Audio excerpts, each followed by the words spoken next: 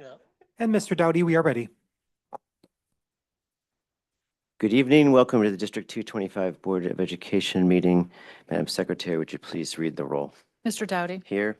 Mr. Glowacki, Present. Ms. Mullenbeck. Here. Mr. O'Hara, Here. Ms. Segwin, Here. Mr. Schein, Dr. Steinberg, 5 members present. Item 2 on our agenda is a motion for approval of agenda. So moved. Second. All in favor? Aye. Any opposed? Motion carries. Good evening. Welcome everyone to tonight's meeting.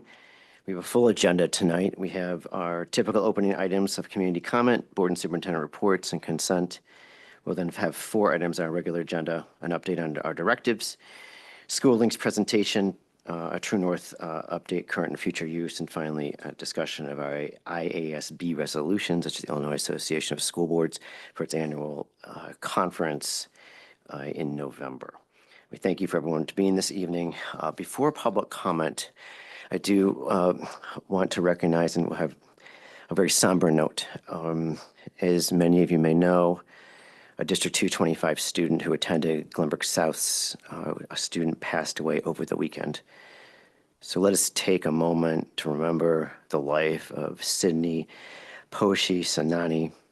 She was a joyful, cheery, and loved member of our district community. She will be deeply missed by all who knew her. If we could have a moment of silence, please.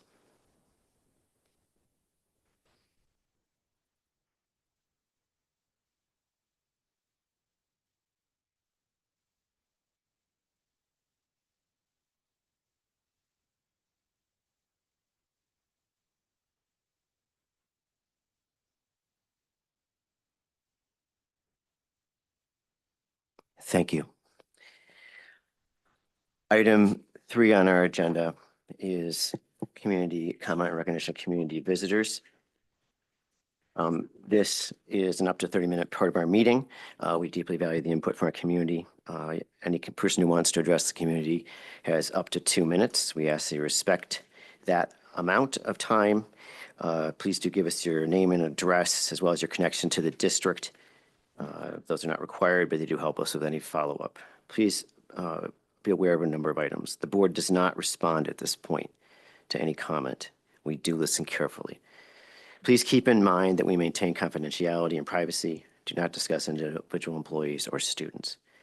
Please note the board does not control the topics raised or the substance of public comment. We remind speakers that they should direct their comments to the board and should relate to district business. This is not a political forum. We remind speakers that their comments are not automatically protected by any immunity or other legal protection. And we ask everyone to maintain civility and respect. With that preface, we have one public comment this evening from Lisa Kane. Ms. Kane.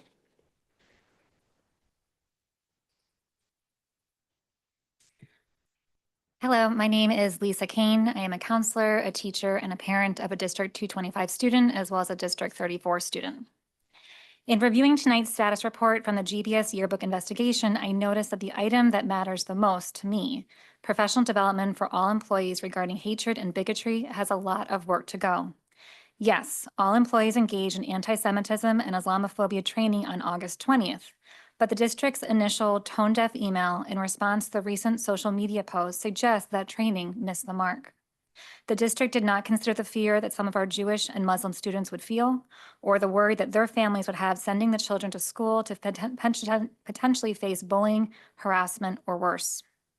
Furthermore, the status report lists March 2025 as the projected date to finish evaluating programming to bring to students.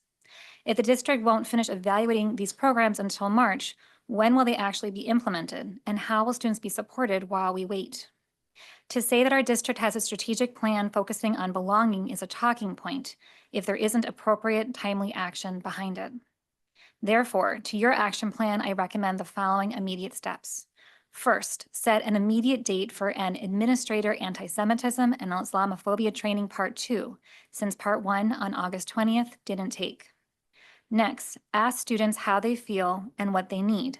You don't need to wait until March to figure out potential programs for this. You can make your own needs assessment on a Google form. As a counselor, I do this all the time at my school.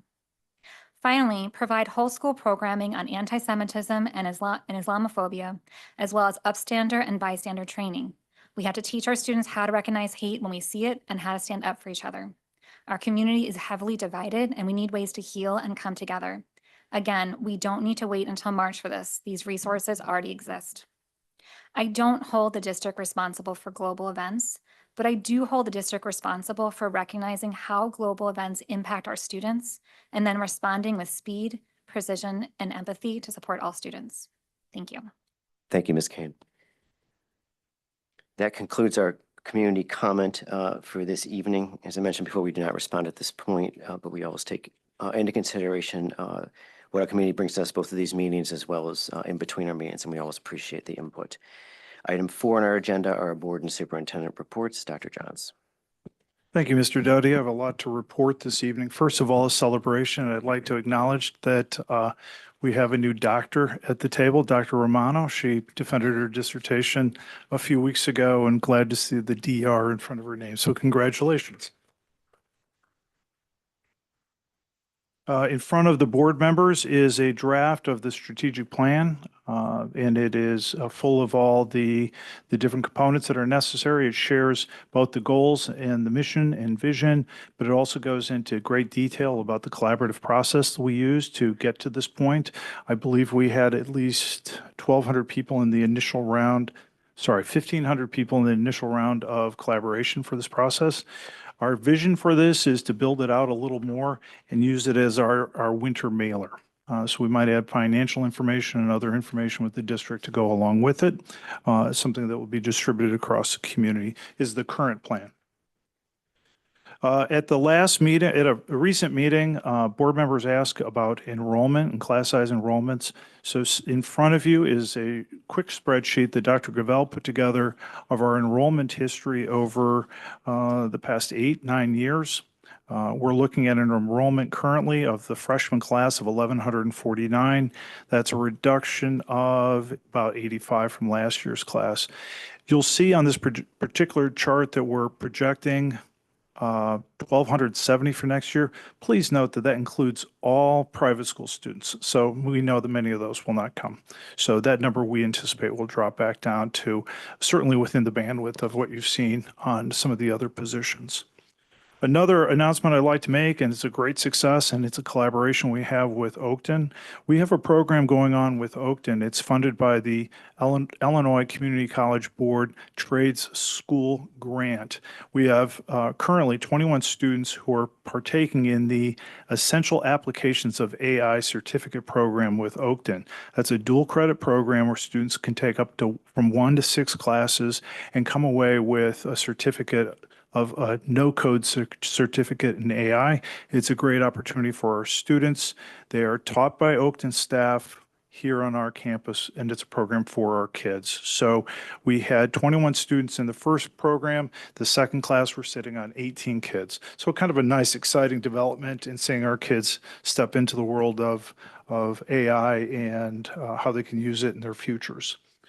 The next thing I'd like to talk about is exclusions. As you know, at this time, we have to do all our medical records checks. We this year had only one student whose paperwork was not ready and had to be excluded. This comes from, as you can imagine, a ton of work by our school nurses and their teams. And what really helps us is our Glenbrook School Health Center. We're really able to move a lot of students and get them up to speed so they don't miss a day of school because they didn't have their physicals and their immunizations completed. So we're really proud of that. If I can, I'd like to talk a little bit about our schools. First up, Glenbrook North. The girls golf team placed first in the state for the second year in a row, setting a state record of the lowest score by 10 strokes, which is just incredible. We had Martha Kuahara was the individual state champion. Coming in second was Alexis Myers, and Casey Moon finished in 9th place, which is really tremendous. In boys golf from GBN, Alex Lee qualified for the state tournament where he finished 13th. Girls tennis at GBN, the doubles and single competed in the state tournament, and they tied as a team for 12th place. Boys soccer were regional champs, and of course, they're playing GBS tomorrow. And then girls cross country. The GBN girls cross country team captured the CSL Conference Championship. This is their first conference championship since joining the CSL South Division. This past weekend, they finished second place at regionals and will run this Saturday in sectionals for a chance to qualify for state. I don't know if anyone had a chance to go see the concerts that we had last week at Glenbrook North. We had Strictly Strings, which is the entire district strings program, performed on Tuesday, and as always, they were stunning. And then on Thursday was a really exciting choral concert that was put on, and our own principal at GBN, Mandy Hughes, accompanied for one of the songs, which was really great to see her working with the students. Finally, Josh Morrell, the instructional supervisor at GBN, was recognized as the Illinois Council on the Teaching of Foreign Languages for the Distinguished Service Category 3 award. This refers to individuals who've made outstanding contributions to promote world language study in Illinois. So very proud of him and his really extensive efforts to expand world language studies in our schools. Glenbrook South updates. I had a chance to see the fall play, the curious incident of the dog in the nighttime. It had a 4-run show, closed on Saturday night. Many of those kids have been in the program for 4 years now, so it's really a delight to see them grow up and literally grow up. I think one of the boys must have grown 1.5 feet since he's been in high school, and he's really, really talented. It's a heartbreaking show. I mean, I was counting on it to being a comedy, and obviously it definitely was not a comedy, but it was really, really well portrayed by our students. Glenbrook South and Glenbrook North joined forces for their Gold Rush charity fundraiser at the football game on Friday night. The fundraiser is to benefit Cal's Angels, an organization dedicated to granting wishes, raising pediatric cancer awareness, and funding research to support children battling cancer. They raised over $1,000 for the charity. Speaking of charities, the 41st annual food drive kicks off this Friday, November 1st, and runs throughout the month, with proceeds benefiting the Northfield Township Food Pantry and Onward House of Chicago. That's one of our most noteworthy charity events, and asking the entire community to participate. At Glenbrook South, the girls doubles team took 8th place at the state tennis meet. The Glenbrook field hockey team won their sectional, is in the state Final Four. Glenbrook South boys and girls cross country both qualified as the team to be in the sectional. The boys football team won the Friday night football game, so they have a record of 5-4, and they've qualified for the playoffs, and they play Marist. It'll be a tough game. And the boys soccer won the regional. And of course, as I said before, they'll be competing against Glenbrook North tomorrow at 4:30. And finally, volleyball will be hosting the regional finals this week on Tuesday and Thursday. So Glenbrook South is going to be a super busy place tomorrow night. Encourage people to come out. These are great games. These athletes have worked really hard this season. And I can guarantee if you like soccer, tomorrow night, the two teams play very different soccer, but they play very good soccer. So it'll be a great game to see if you're a soccer fan. And that wraps up my report. Thank you, Dr. Johns. Again, congratulations to Dr. Romano. It's a particularly special recognition. Board members, anything to share at this point? It was a cold Friday night. That's all I have to say. All right. All right. Thank you very much. We move to item 5 on our agenda, which is our consent agenda. Dr. Johns, are there any changes in the consent agenda? There are no changes to any of the items on the consent agenda. Okay, I'll entertain a motion. So moved. Second. Any discussion on the motion? Hearing none. Mr. Glowacki, Yes. Ms. Mullenbeck, Yes. Mr. O'Hara, Yes. Ms. Segwin, yes, Mr. Dowdy, Yes. 5 members voting yes. We move to item 6 on our agenda, which is our discussion and action part of our meeting. The first of 4 items is an update on the directives, which we initially promulgated on August 12th, I believe. And Dr. Johns. Thank you, Mr. Dowdy. Yes, we first presented these as an outcome of the investigation in early August. And at that time, we had, by the time we brought them to the board, we'd already completed some of the items. And so on the chart that you have, and I believe on our website as well, we've grayed out the items that were completed before that initial report. The items today that are listed under the A subpoint of each directive are those that have since been completed since the start of the school year, or since that last report, I should say. So unfortunately, on the printout before you, the gray, the shadowing doesn't come in as darkly as I wish it would. I'll take care of that on our next quarterly report. But I'll go through it quickly and highlight some points and some additions that we've made. Once again, I'd like to add, we've put updates to our website were made today. So it was up to date on Friday, but we had some tweaks that we made today. So everything is on our website. To turn your attention to directive number 1, most of these directives are already completed. These were professional development for sponsors of publications. We have nearly all of those completed. What we have left is a two-part. One is to work on the job descriptions for those sponsors who are working on those courses where it's both course and a student activity at the same time. So that work is underway and being led by Dr. Romano. As a part of that, one of the questions the board asked, or directives the board asked, is that we develop or ascertain the mission and the purpose of those programs, and that will be worked on as well through the job description work with Dr. Romano. So that work is ongoing. She's starting with the publications first, the initial publications, and then we need to see how far we need to go. We had a longer list of groups, but we're starting off with yearbook, newspaper, and broadcasting as our first round, and that's underway. Okay, if I can turn your attention to directive number 2. These are our financial directives. So this is professional developments for employees making purchases or requesting disbursement of funds. All of those directives have been completed. Dr. Gravel took all the staff through those and was able to complete that at the start of the year. I think it was pretty successful and very clear, very simple, straightforward presentation. If you turn then to directive number 3, you'll see that nearly all of them are completed. These are the directives related to professional development for administrators on management and supervisory practices. We began working on this in July right away, where we had a substantial team of administrators, 21 administrators went through the Manager Tools Effective Manager training in early July.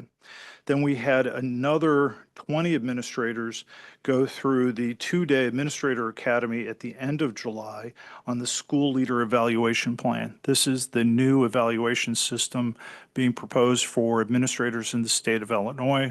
We jumped on this very quickly. The timing was perfect for us, and we have a good-sized group that have gone through that training. Shortly thereafter, we had 82 administrators come together for work on a progressive intervention handbook and how we deal with problematic behaviors. That was led by, I can't remember the name of the law firm, but it's called FRISC. It's a FRISC training that gives a very systematic process for how to deal with employee behavior and performance. Very straightforward. We had, again, 82 administrators there for those 2 trainings that occurred in August.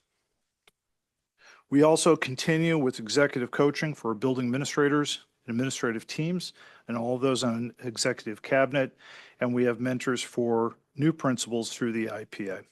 Fortunate enough, again, that for the new principal we have this year, the Illinois Principals Association was able to secure another grant. So it's not something that we're paying for through our district. You'll see the remaining tasks to be completed. That's table 3B.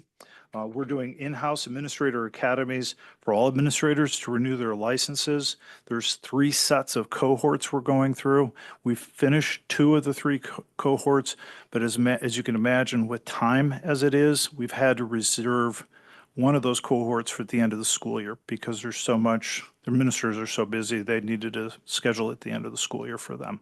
But we have the other 2 completed. So that will be at the end of the school year before that one moves into the completed category. Then if you move to Directive 4, most of Directive 4 has been completed. While we found that the anti-Semitism and other forms of hate training that was undertaken at the beginning of the year met several of our objectives, especially those in law and responsibilities of employees, we felt it fell short in other areas. We have since added additional activities under Directive 4 since the origination of this document. In particular, we're looking to build systems that can be sustained over a period of time. We are currently evaluating SEED training, and SEED training is listed under 4B, number 3, that's Seeking Educational Equity and Diversity Program. It's based upon the idea of training leaders to train others within your own organization. It's a sustainability approach to dealing with issues of diversity, inclusion, and equity. We are additionally in conversation with the Department of Justice about 2 of their programs. One is for students and one is at a community level. The student program is called the Spirit Program.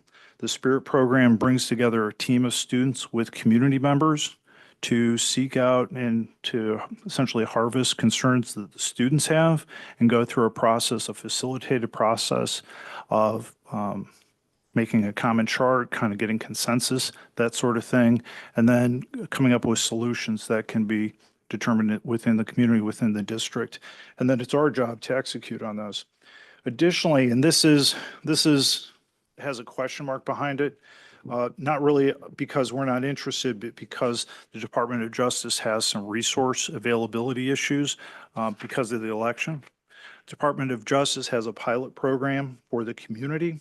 I can't go into a ton of detail right now, but it includes frontline DOJ employees who would work with our community. We'd hold a community night talking about how the Department of Justice works with these issues and some of the facts and details that they deal with as they're addressing hate, whether it be anti-Semitism, Islamophobia, or other forms of hate. Want to point out and to acknowledge that GBS is done incredible work for many years.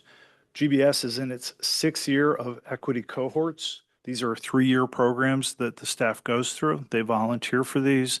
They work together on a baseline of training. They develop programs and they execute those over the course of 3 years. Additionally, GBS is continuing its work with John Crownapple on his Dignity Framework.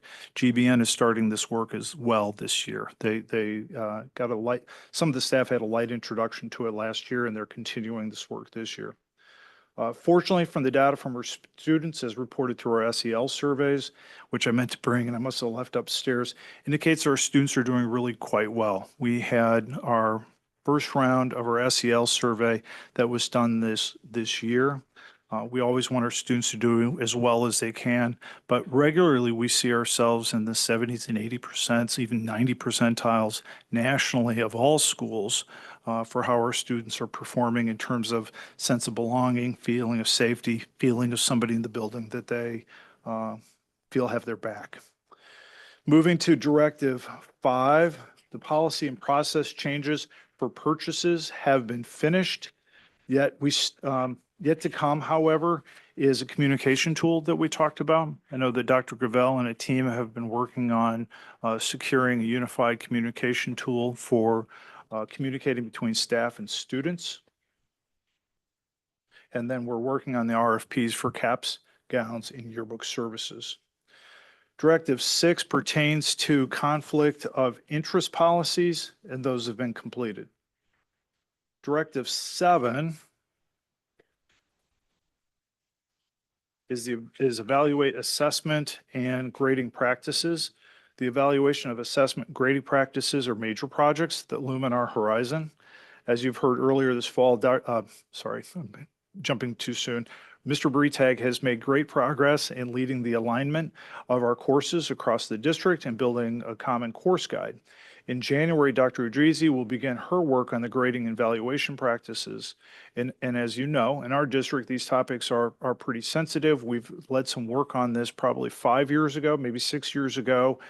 There's a lot of work to be done when we dig into grading and assessment practices in this district. We have some deep work that we need to do as we peel back the layers on grading practices. Directive 8 on the evaluation of extracurricular staff. We've started with an initial meeting on the evaluation practices. We had that initial meeting, but there's a lot more work that needs to be done there. So our school administrators are right now collecting information from comparable school districts to see how they evaluate their curricular staff. Then we need to bring teams together of the associate principals of operations and student experiences to start to coalesce on one evaluation model that we can stand behind. That's going to take a lot of work, and we're very, very early in that process. But we do have commitment that we want to have an evaluation model for our different co-curricular staff. In many cases, the programs are so very different, it's going to take some work. As you can imagine, a football program with a head coach and many assistant coaches is very different than an activity that might have just one sponsor. So it all looks very different, and there's different shapes and sizes of the different programs. So there's still a lot of work to be done. We're targeting, for the most part, trying to get that wrapped up by the end of the school year. And then that takes us to Directive 9, which didn't exist before. So this is one that we added in light of some recent concerns that we had. I want to kind of work through them slowly with you since we haven't talked about these before. So none of them are completed at this time because it's a newly added directive. To be fair, I really shouldn't call these board directives. The board asked us to take a look at some security measures that we can take, and we built the directives for it. So this is certainly open for discussion. This is work and conversation that's been started. Some of this is premature to say this is where we're headed. This is something we're exploring. First of all, this is something we're not exploring is the CASEL audit. That's our social emotional learning readiness engagement analysis that we'll do in the Glenbrooks, and that's projected to be done in May. And that is a deep audit of our social emotional learning practices in the district. Secondly, we have a couple handbook changes that we're initiating conversation on changing. The first one is 620 school dress code.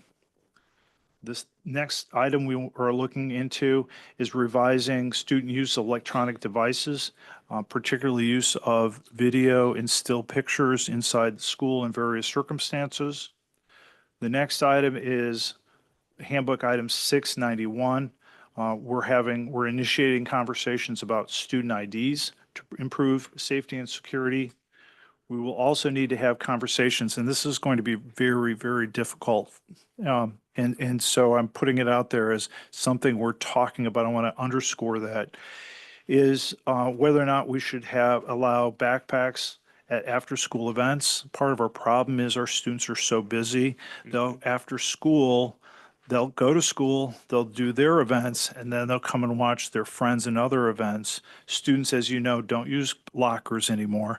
Everything is in their backpack, and they're trying to accomplish a lot. So some schools, some communities have outlawed backpacks at after-school events. That's going to be really hard for our kids, but it's something we at least want to have a conversation around. And then last one is of facilities. It's to upgrade our existing camera system.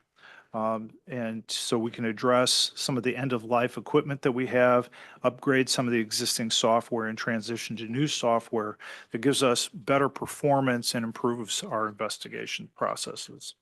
So that is the full lap through the board directives. I'm open for any questions. Oh, thank you, Mr. Dowdy. One thing I've added, and it's at the very bottom, that's why I missed it, is I really want to call attention to some of the safety things that we currently have underway in our buildings. And a lot of this is the work of Dr. Cummings and Mr. Breitag, who've been working in this area for quite some time. So I'll go through the list and they can help for the more complicated questions. Earlier, I mentioned our SEL benchmark screener and how our results are so positive on that. That is one thing we do for safety. We also do a signs of suicide screener. We use data tracking using the Illinois Youth Survey. We're returning to the 5 essentials this year after a 2-year hiatus. We're working with an audit using Ruler, we're bringing Ruler, which is Yale Center for Emotional Intelligence for Emotional Regulation. We've been using now, I think it's 4 years, Panorama. Panorama is our early warning platform, which brings behavior, attendance, classroom performance, participation in activities, and one other thing.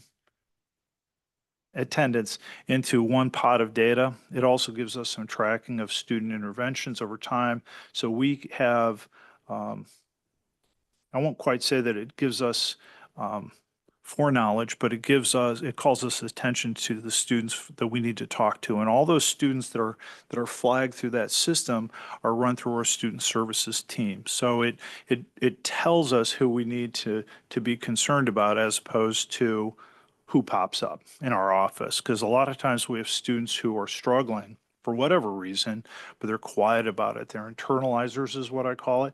And we can, in the old days, you seem to always deal with the externalizers. And this particular tool gives us the ability to see externalizing and internalizing students and make sure that we go after them in a good way to give them the services they need for SST. We're continuing to do the ongoing study and utilization of the Dignity Framework, which I talked about from Crown Apple.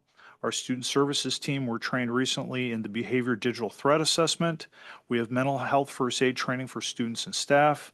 We have Project School Wellness. It's a health curriculum. And we've had a long running, I don't know how many years now. Laura, do you know how long we've had peer group? Longer than Laura. So a long-term and a well-developed program for peer group. I get to meet those kids every year, and they're deeply committed to their classmates and the other students at the school and keeping traditions of both excellence and success, but also well-being for kids, for their classmates, like I said, at the forefront of their minds. So that is the update on the directives from the board. Happy to answer any questions. And if anyone can jump in and help out, I appreciate it. Thank you, Dr. Johns. Just a few sort of procedural questions about this ongoing work, which is very important. First of all, I thank you for the extensive report. Thank you for all the work that is being done by you and your team across the district. There's a lot still to go and a lot ahead of us. Just one reference point, we use the number 82 for administrators. Is that the entire collection of administrators? That's not just administrators, that's also managers. So when we speak of administrators, we think of certified administrators or licensed administrators. So those would be people like me who came up through the teaching ranks. But we also have managers who are not necessarily teachers. That could be buildings and grounds. That could be, in one case, we have an IA manager that position. One is licensed and one is not licensed. But so anyone who has a supervisory role was part of that training. In terms of updating, I know we're keeping track of it on the website, which is great for transparency. People know these are important directives, important initiatives that affect, are not just responses to extremely difficult circumstances we've experienced as a district over the last several months, but have long-term positive implications for us to be a better district even. We're going to keep generally updating it on the website so it's easily accessible. That's, I assume, the continued plan.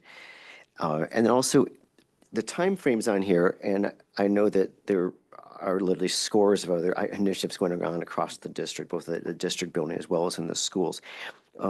But these are important directives. And so, I guess with this timeframes, first of all, we should keep having timeframes, no TBDs. We continue to have timeframes.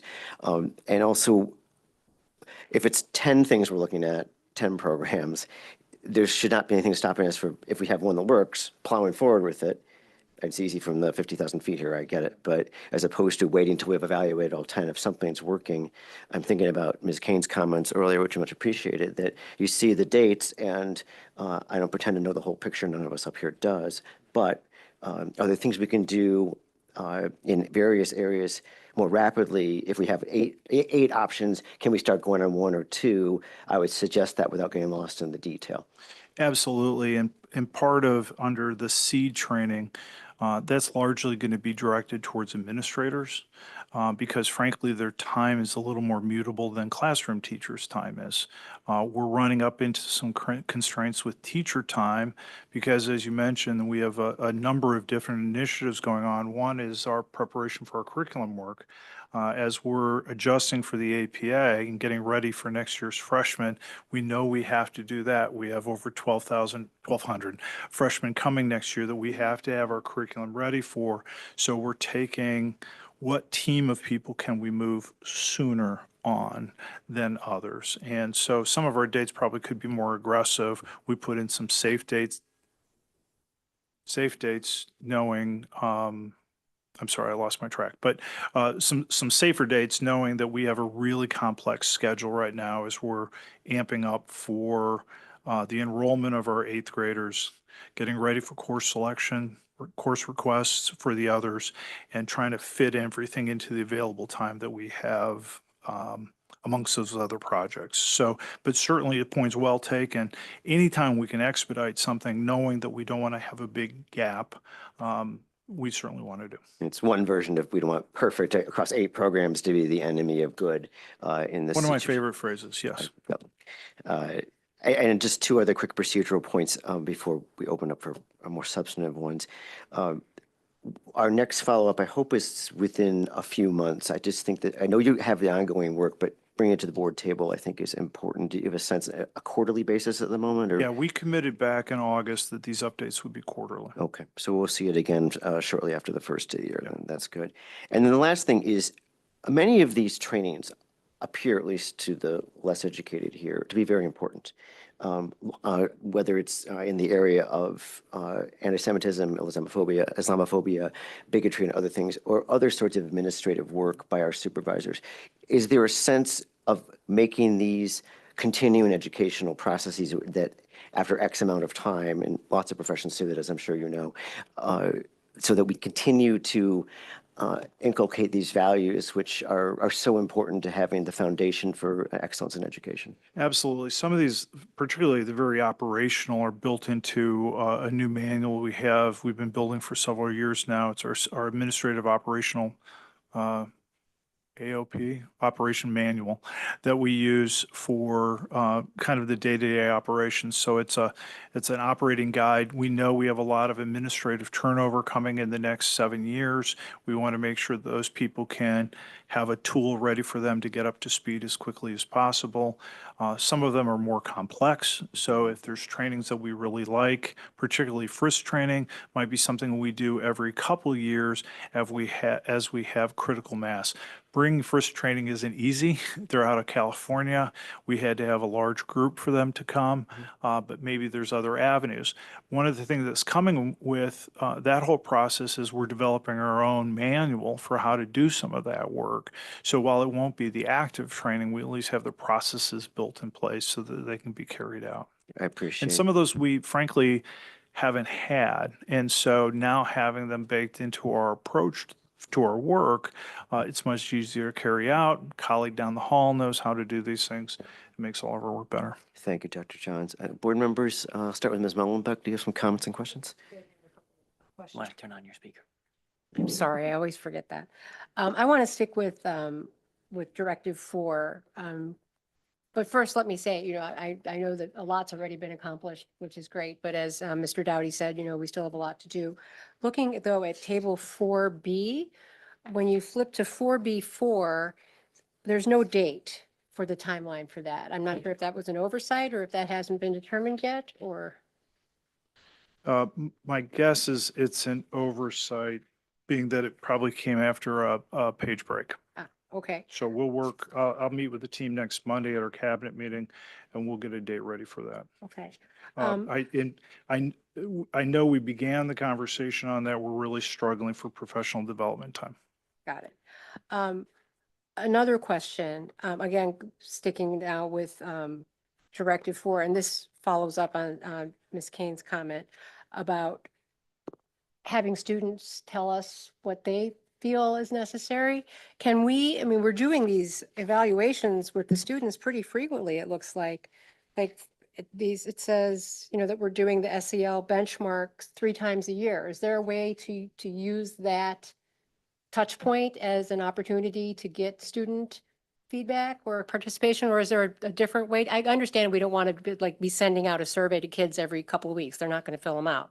But if we have an opportunity to take an existing touch point with them and build into it, getting some feedback on this directive, which I know is of, really high priority for everyone. So I Is that have, something we can do? yeah, I have multiple parts to your answer. First of all, I think that what Ms. Kane presented is exactly what the Department of Justice talks about here at Spirit. What makes it different here, and I think this is, the DOJ has certainly persuaded me to see it as being really interesting, is that they use community leaders outside of the school and outside of parents as facilitators to add some more credibility to the process. It's also good for the health of the community. So just coming up with some examples, we might have 6 to 8 facilitators. Examples that the DOJ talked about using might be executives or managers from the park district, from the library, from Village Hall, from the police department, from a fire department, people in our community who work with our youth to be the facilitators of small groups, as they do exactly what Ms. Kane talked about, of having kind of brainstorming sessions, not unlike what we did when we did the strategic planning process. So, and that's part of why I gave an ample timeline, is gathering those people and getting a day out of them takes a little time. So I first need to learn more about the Spirit program from the DOJ. Moving to the other half of that answer, particularly about Panorama, is I would say there's a great deal of sensitivity to that data. And I don't think it's designed to be a collaboration point. Mr. Bretai, do you have some more to add to that? Sure. I think our current SEL benchmark, we have that data in place, and that's allowing us to get the longitudinal data along the lines of belonging, supportive relationships. One piece that all of you have alluded to is that a lot of our work is running in tandem. So we have connected with Panorama, we have connected with CASTLE, which is our social emotional learning group, in terms of what we could put in place. So one of the aspects that they're reviewing for us is a potential assessment, a needs assessment that's available through Panorama that we could align with CASTLE. We don't have all the details yet, but that is something that the system would allow. But again, it's about the timing of that and the mechanism. So as Mr. Dowdy mentioned, we're continuing to look at how can we route things immediately while still staying true to our benchmarks that are in place. Mr. O'Hara? Charles, just to continue on that, I don't want to put words in your mouth, but what I hear you saying on that, the Spirit program with the Department of Justice is deeper than just asking kids how they feel, is what I'm hearing. And so it's something that if we can get it up and running, it'll last longer, is what you're saying? Because if you do it, would you be able to do it year after year after year? Because once you get these people together, you sort of get this thing working. And so it might be a longer term solution. And so while it takes, and so maybe it's going to take longer to get that working at, because it's not just, hey, how are you guys feeling, is what I hear. It's beyond how you're feeling. It's what are the issues in our buildings that we need to work on. And it's using people who know our population, our community the best, or in different ways than we do as the educators, get a different set of fresh voices, fresh faces. And then they have, I think you get some credibility from the process because you're using somewhat neutral people to gain and to glean that information and say, here's what the students told us. And I think there's a interesting chance from what we talked about in my conversation with the DOJ, is that sometimes you get stuff that's not on your radar. That we might think that this is the biggest issue to those of us who are the adults. The students might be thinking about something else. And then by having people that are trusted in the community, people we see on the weekend when we go to the library and whatnot, saying, no, we went through the process. This is what the kids told us. And then, yes, you can replicate it I'm sure you got to be somewhat mindful of how much time you're taking from our fellow agencies, our partner agencies. But yeah, it's replicable. In terms of building systems, the SEED program that's right above it in this chart is designed to build trainer of trainers or systems builders inside your district. So it's not this year we're going to train, it's done. We check that off the list, but is long-term development where each of the people who participate in the program have projects, initiatives that they create and carry through, trying to essentially build capacity with your organization for the long haul. Okay, and so that obviously takes longer, and I like the fact you guys are doing that, because I think if we just treat this as a Band-Aid, it's just going to come up again in 2 years or 4. I mean, 3 years from now, the students who will be in our building, none of them will have been here during this incident Yep. because there were freshmen there last year. And 3 years from now, they're going to hopefully be graduating. And so we have to make sure we do something so that, I don't know, pick a year, every 3 to 4 years, we're making some effort on this, because otherwise you just end up back where the society, where stuff drags you basically. And I want to drag everybody up, not down. The training you're exactly right. The training for SEED, you go through as a cohort. It's extensive training. It's a lot. I mean, it's a burden that we're putting down on people that they need to step up for this. It's a big project.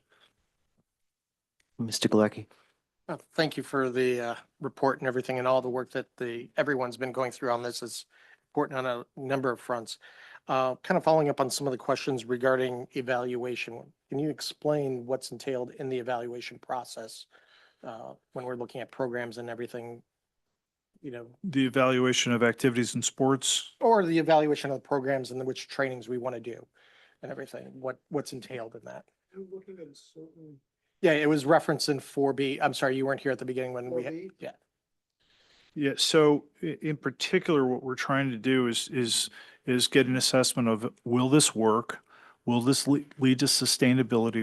When I say will this work, will it make a difference? Is it sustainable? Does it fit the resources that we have available right now? Knowing that our teaching staff is extremely busy right now with curriculum review, curriculum preparation for the APA, and for what's coming down the pipe there. And then as timely as possible. And the current student body, supporting the current student body in day-to-day Yeah, activities. yeah. Um, I'm sorry, and one other thing I'm looking for is it to be woven so that there's many different aspects that we're covering at one point, so that it's not, I think when we did the training on the Glenbrook Day, one of our takeaways was we got one audience and in one shot.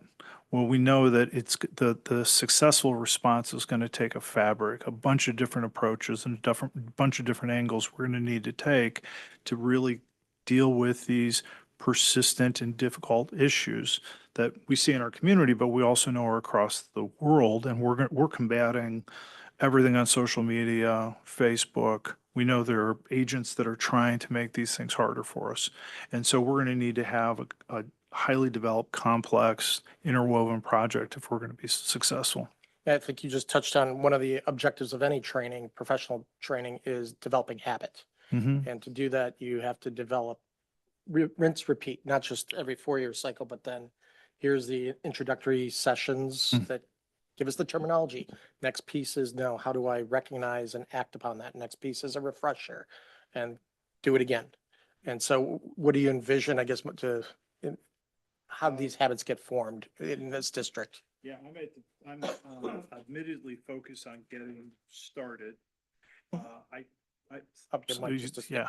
I'm at the point of let's get this rolling and getting it started. But I do think that your points are well taken, that particularly in our district and in our profession, where we're seeing turnover of about 10% every year, because we have retirements probably closer to 7%, but that's a lot of new staff that we have to bring up to speed on a regular basis. So part of our work is going to have to be, and it brings to mind that we're going to have to talk about this in terms of our onboarding of our new staff every year, and then bringing into some of these programs so we'll get their participation. as well. And then I know much of this did touch upon some current activities that we do have underway and everything, but there's also the professional development responsibilities that the teachers and administrators need to keep their licenses up to date. Yep, yeah. I believe it got more broader in terms of what was accepted over the last few years, but is there any requirement still for any bystander training or anything that's part of that requirement at this point? I was just trying to think of things that Yeah. we may have just overlooked that people are required to do. You're over there now. Dr. Romano, do you know offhand if we do have hate, we do have intimidation, harassment, bullying as part of our annual requirements for training? Do you know of more? Does it go as far as bystander training? We have cultural competency, and the training that we are waiting for is going to be released by the Illinois Department of Human Rights, which is the Free Racism Schools. It was supposed to be available by August 1st, but it's not available yet, so we are just waiting for that. But for our trainings right now, we have bullying, sexual harassment, Title IX, which is sex-based discrimination. Title And you VI. yes.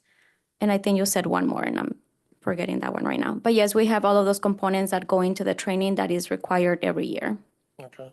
It'd be good in subsequent reports that I think for all of us, because Yeah, we forget yeah. to remind us of these requirements as well too, that, I forgot of that one myself, so we'll put that in for the next report. all right. I appreciate that. Thank Sure. you. Mr. Shine. Thanks for all the work on this. It's really comprehensive. Going back to just this area in particular that Mr. Glowacki was looking at,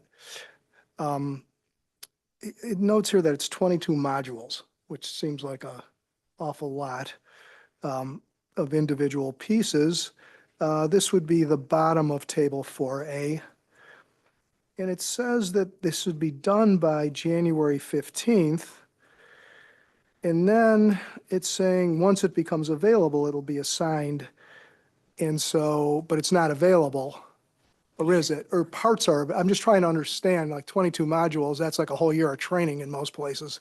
Yes, we do have trainings that are mandated by the state, and it's about 22 modules. There are two more. One just became available, which is social learning, social emotional learning, and we're going to be releasing that one. It's 15-minute training. But we also have the racism free. Yes, racism free schools. So that's the one that we're waiting for. So yes, the 22 are currently available, and we have two that were pending. One just was released a few weeks ago. We're going to issue that one or release that one, and then we're waiting for the, So it's a total of 24. Correct. 22 available, one maybe just came in. Okay. So, and is that something that's, the expectation is staff would complete like on their own time between, say, now and say here, January 15th? we do have per contract for the teachers union that it has to be available at one of the late arrival mornings. So it was available when that took place, I think in September 10 might have been. And then from there, yes, it's when teachers have availability to complete those videos. That's why they are given until January 15 to complete them. By the state, we do have 6 months to complete all of those videos, so we are within the time frame. And what's roughly the total like runtime? What are 22 videos? Are they like, you mentioned one was 5 minutes. Is that kind of typical? Are they, just trying to understand this kind of the staff impact. Originally, it would be about 9 hours for all of the trainings without counting the 2 that are not available yet. What we did this year is we try to pick the most important components of every video, and we turn it into a 2-hour video that everyone is watching at this point. So we looked at the Illinois school code, we looked at the state as to what the requirements are, making sure that we were pulling all of that required information. We turn it into a video that was narrated, and that's the video that the staff are watching at this point. So you edited the 22 modules into a Glenbrook design training. That You is edited it correct. down and, okay, because that, okay. Is it just, thank you very much. It helps clarify that. I have two more questions. A comment was made by, I believe it was Ryan, you'll forgive me if I've got the wrong person, on the last page, and it's a signs of suicide screener. And so my question there is who gets screened? And, how does somebody in general fall into, I mean, we're trying to catch people early. I can answer that one. Both buildings in September, early October, through their PE class. The lesson is co-taught by student services and PE health teachers, where all freshmen come together to receive information about kind of the red flags of depression and suicide. And they're able to watch some videos and go through different scenarios. And at that time, they do take an assessment to just see their where they're feeling about themselves and about their depression. And those are immediately reviewed, and the students that require immediate attention are given that. So every freshman, every school year are screened. Is there any kind of a follow-up? I don't mean with the ones that you flagged, but like to do this again in their term with us in their 4 years?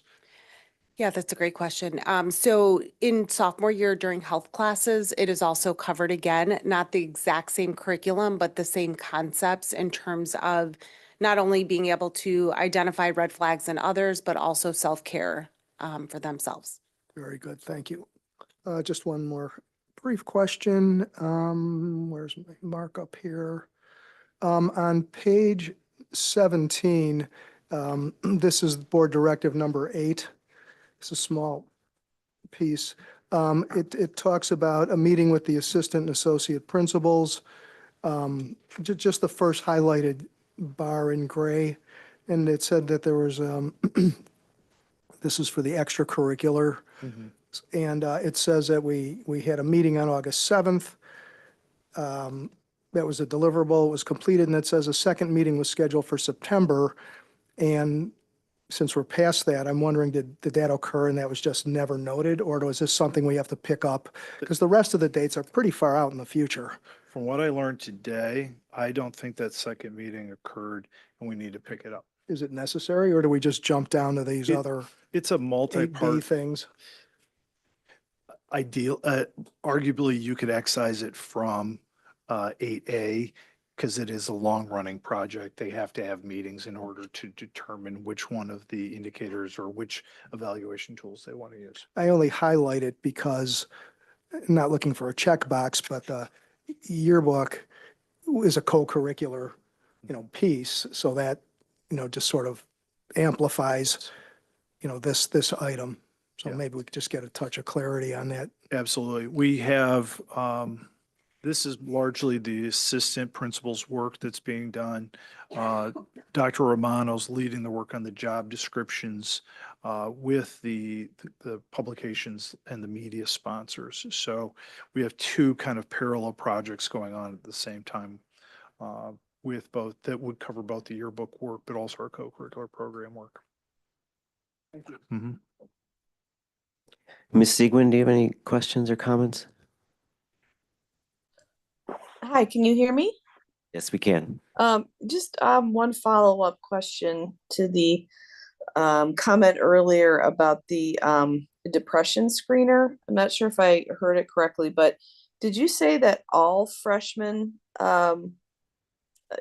participate in that screening exercise? Correct. Okay. How is that accomplished? Is that and at what point is that done? That is done in early fall, so usually September or the very beginning of October. And the students come out of their PE classes and group together for each block. So it's done for 4 blocks on a blue-green day and 4 times on a gold day. Okay. And is that mandatory? It is not mandatory. There is a consent that is sent home to parents and guardians if they would like to opt out. Okay. All right, thank you. And then I just wanted to make one comment. I just wanted to say thank you to everyone and the administration and all of the staff that worked on these directives. Extremely comprehensive, and I just think it's an incredible amount of work I know that all of you have done, and I know personally that I really appreciate that. So thank you. Thank you, Ms. Sigmund. Just a final couple points, Dr. Johns. On Directive 9, or assumed Directive 9, Yes.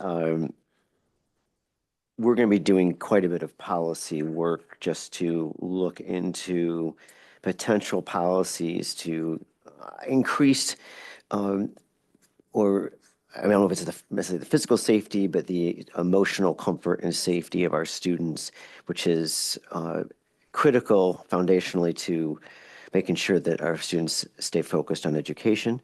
And that's always a balance between a certain physical security like an SRO and other sorts of measures to keep it as a warm and supportive and fostering educational environment. If you, I don't know, Dr. Gravel, you want to jump in on this too, on the policy, because I know you lead a lot of that work, just to get a sense between the two of you, what you envision, just sort of an extra set of thoughts on that. Well, thanks. First of all, thanks for pointing out that it's both physical and emotional safety that we're working on here. Some of this feels very much like it's physical safety, but the idea is to add different ways to increase the comfort levels of everyone in our buildings, to increase that feeling of safety, because we know that's important, one's ability to learn in school. Our pathway that we're envisioning for this would mirror what I shouldn't say what Dr. Gravel led with the cell phone work. Normally our handbook changes are not brought to the board. They're made administratively. However, noting how sizable these are, the impact that these are, just like the cell phone policy, we're envisioning bringing these through the policy subcommittee, then bringing a report to the board as we move ahead, so that I think some of the success of the cell phone policy is that there was a lot of awareness before the final printing of that policy was made. We have remarkably good compliance amongst our students. We're seeing it to having a very real impact in our classrooms. Our teachers were still reporting that it's making a big difference. We have students saying it's making a difference on their learning. I think that part of the success of that handbook change was really that we spent a lot, we took good time and we went through the process of making sure that everyone was aware of it. And I think these particular questions have the same level of significance or impact that the cell phone policy would have, and I want to go through that same process. So we have a lot of work to do. Each one of these have a whole lot of caveats that have to be figured out. Some of these we may change our mind and say, you know what, that doesn't have the impact we think it does. It has some negatives that may overwhelm or overpower the positives. We don't want to go in that necessary direction. But these are some things that we see could make some impact pretty quickly. And so Dr. Gravel has already worked on a couple of those and disseminated them to the policy committee to get a first read of those, the first cut, to see how those look. Thank you, Dr. Jones. Dr. Gravel, anything you want to add to that? We anticipate bringing forth initial handbook changes to the Board of Education on, I don't want to get my days wrong here, Monday, November 11th. Yes. That would include some of the items that is referenced here. Additionally, today, the Facilities Committee met to talk about capital projects for the upcoming school year. While not incorporated in our conversations today, we did kind of touch on the reality that we do have some security projects forthcoming, which will be presented as part of next year's fiscal year budget. That'll be forthcoming in February 2025. And then we might also have some capital projects along those lines. So starting with some policies at the next meeting, budgetary discussions and considerations for larger safety projects in February. And I would probably anticipate maybe 2 or 3 more rounds of policy and handbook changes between now and February for consideration as well. Thank you for that input. Last sort of substantive point, and something that we've started doing in our agendas, which is great, is linking our work on these directives to the strategic plan. So when we're talking about making sure that our students are comfortable and feeling emotionally as strong as possible as an important foundational part of any education. I don't know if that fits under climate and culture and climate, which is number 2 area, or the third area about reimagining, the fourth area about professional development for our leaders, and maybe it's both. I leave that to the strategic plan, gurus, but that linkage is important because the strategic plan is to be driving us forward, as we all know, for the next, I think it's 3 to 5 years. And again, this is foundational work we do so that the education is getting better consistently over time, that we never get complacent. So we'll just make sure we keep doing that, including with the strategic directives. I think it was a good way to tie this extremely broad, impressive body of work, which much still to go, but to have it tied into our priorities. Because, for example, in Directive 4, which has a number of high priority areas for our board, or for our district, and for our community, we want to tie that in. Absolutely. We are conscious of X amount of resources. We're not, and we know people are working extremely hard, and there are lots of things going, but when we're prioritizing anything we do in our district, we are tying it now to our strategic plan, so which keep up that good discipline that we have now started with respect to this. One other thing I'll mention, again, it looks like we're at the latter end of January, roughly, we'll have the next update, but please do keep updating regularly the website so people in our community can understand and readily find out where we are in all this important work. I know it's an extra burden, but this is particularly important to all of us. So thank you. Thank you again for all the work everyone's done in this area. Mr. O'Hara, do you have something to add? Real quick, Bruce, the packet we got, this is going to be up on the website for everybody as well, right? It is already. Perfect. Thank you. It looks actually, it looks really nice on the website, so. So, Okay. It looks pretty much the same. What substantively is it? it is the same content. Okay. Excellent. Before we close on this, I do want to thank the board for recognizing the amount of work that has gone into this. While I kind of went through the overview, everyone at this table has had their fingers in this work, plus people in the buildings and those who support us in our positions. This has been a great deal of work, and I'm very grateful for everyone stepping up to it. We do have the regular work that we do on a regular basis. We have the strategic plan work we do, but we all believe that this work is essential to the well-being of this district for the long haul. And I appreciate how my staff has stepped up to get this work done. And there haven't been quibbling, and there hasn't been sighing and all of that. They're really working hard to leverage this into all the things that we're trying to get done. And I think they've done a really admirable job doing it. So I want to make sure the team gets recognition for their work. Thank you. Thank you again. Item 6.2 on our agenda regards school links. We're going to have a presentation, which I think is the first of a series of them coming. Dr. Johns. Thank you, Mr. Dowdy. We've talked quite a bit about school links and how central it is to the work we're going to be doing with our students moving forward. And one thing that is important is that not only do our staff members get trained, but our students get trained. And then we want to make sure that our parents, who also will receive some training and some awareness. So we want to make sure that the board knows and the community knows all the different aspects of training and preparation that goes into this tool. It is instrumental to our work of moving forward and getting our students to careers and pathways of learning that are essential to them. So I'll start with Dr. Adrizi. She has her team here that will support this work. Thank you, Dr. Johns. Good evening. Tonight, we are pleased to provide an update on our new college and career readiness platform, Schoolings. With me tonight is Ryan Britak, our Director of Teaching and Learning, as well as Laura Cummings, Director of Student Support, who are available to answer questions. We adopted Schoolings in January of 2024 and got to work on it right away. There are 5 modules in Schoolings, and the first 2 in yellow, which were the start of our implementation in August, is our college application manager, and we are about to launch our course planner. At the start of the school year, our students gained access to Schoolings, and the college application manager replaced our platform we used for over 2 decades, Naviance. And this is really streamlining our college application process. And we are currently transitioning to Schoolings for all those college applications, including the letter of recommendation process, which has been so far receiving a lot of positive feedback. Next week, we meet with counselors and instructional supervisors to prepare them for Module 2, the course planner. It will provide our students and family with increased transparency of our course catalog. The Board of Education will receive an overview of our new course guide on November 25th, which is an essential part of the course planner module.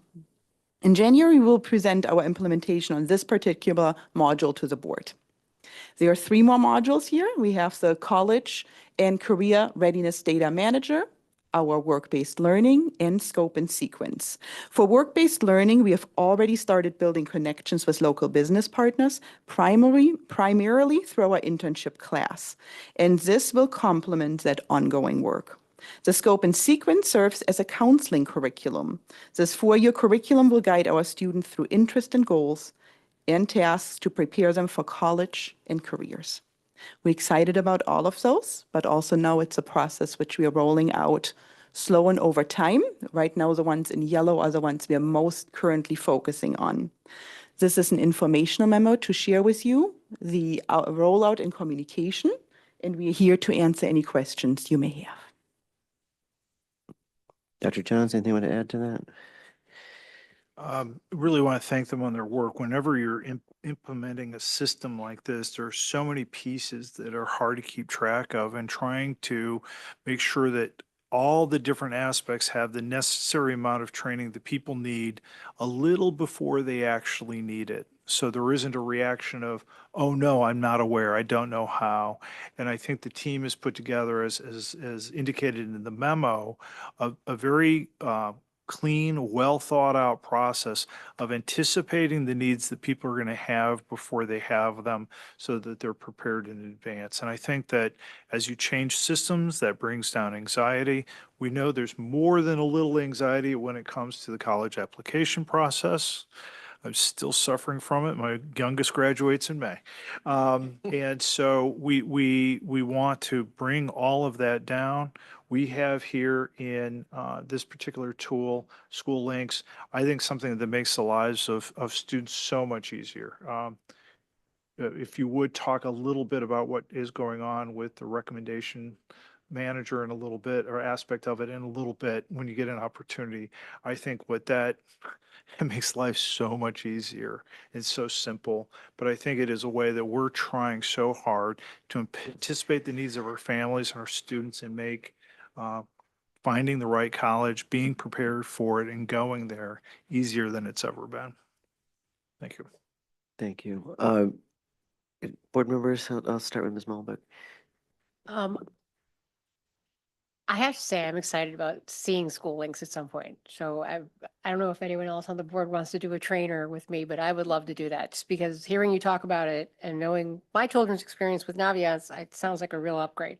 So, That was subtle. Yeah, well, I would like to understand, because I think we're kind of in the thick of it right now. So we have our incoming freshmen who are being counseled towards their course selection. Will they be using the course planner?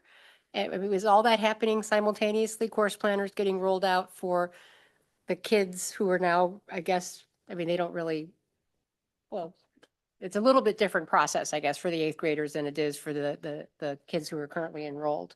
But how's that going? Is I guess what I'm asking, you know, are we doing that in 2 steps? Because I think the currently enrolled students will be doing it a little bit later in the process, but are we finding that people are using the course planner and not having any issues with it, or? Sure. Okay. So we haven't yet rolled out the course planner to the students. Okay. We'll be rolling it out officially next week to the counselors and the instructional supervisors, although they've been through the process all year with us in terms of getting it set up properly. We will be introducing it through November and December to our students and our parents, both incoming families as well as the students, as well as our current families and students. And yes, they will be using School Links for the course request process. Mr. O'Hara? I think I emailed you guys earlier. I'm pretty excited about this, especially 3 and 4. It seems like it can really help us make a bunch of differences for our kids. And I'm very excited. I think this will really help us with the strategic plan too. It'll dovetail with everything we're doing. So I'm looking forward to it. Thanks. Mr. Glowacki? No, I appreciate all the work on this and am join my colleagues' appreciation and enthusiasm for what this will do to the process. However, just to make sure I understand, since I've got one more to go, this does not remove the anxiety that they feel with the process, though, unfortunately. Organized chaos. Outstanding. Mr. Shine? Thank you.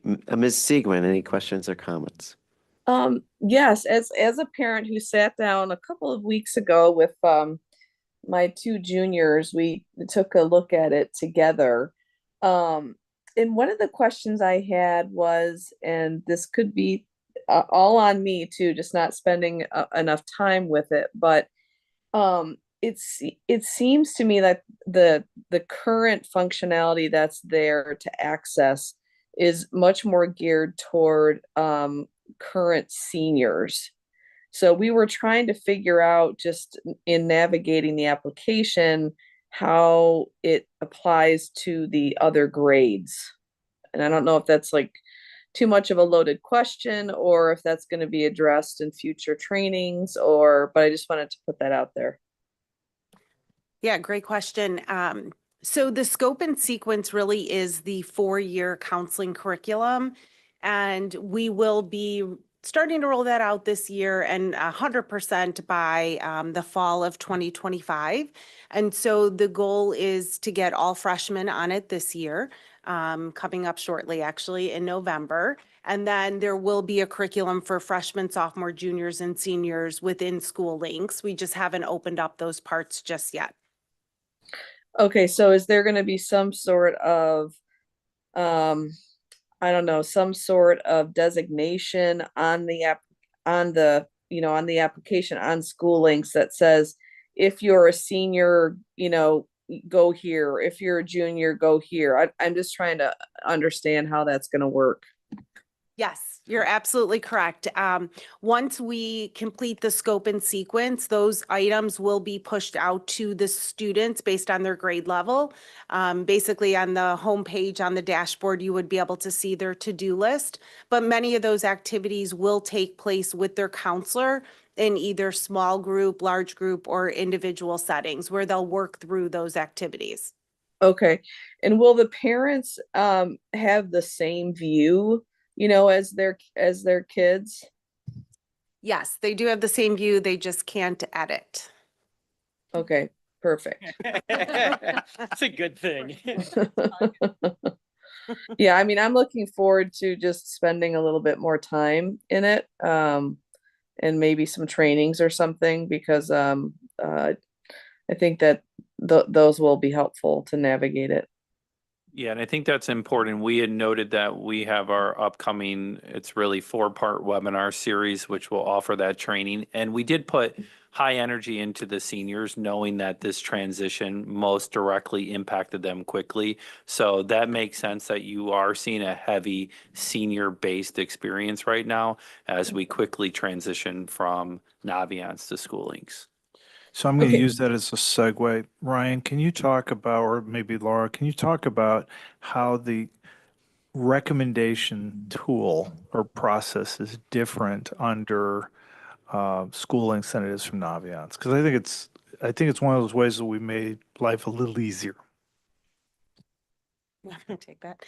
Yes, I would agree with you. We've made life a lot easier, I would say, for our students and our staff. The college application manager in its entirety is exactly what it says it is. It's a manager. They're not actually applying to the schools, but it is helping the students keep organized on all the various things they need to do with application. with letters of rec being one of those. Right through the application, they can enter in a staff member to complete a letter of recommendation. They also can include outside people within School Links, which is something different that Naviance couldn't do.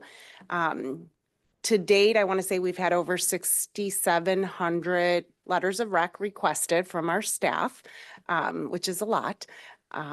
But it is the teachers now, the staff will get an email and they can respond directly in that email by clicking on it. It will take them directly to the letter for them to submit. It's a kind of a one-stop shop for them. It also alleviates a little of the chaos and stress for students because they can see exactly when that letter has been submitted now. And they can see exactly when the school has downloaded that letter. And the nice part is the counselor can also see that. So instead of wondering like, did that teacher submit the rec or did the student already submit their application, they're able to use that manager feature to pretty much make sure, if you're a visual person, everything's green, that you have no more red dots on each of your schools. Do you? I'm sorry, real Please quick. go Did you just say we have 7,000 recommendations for letters for 1,000 students?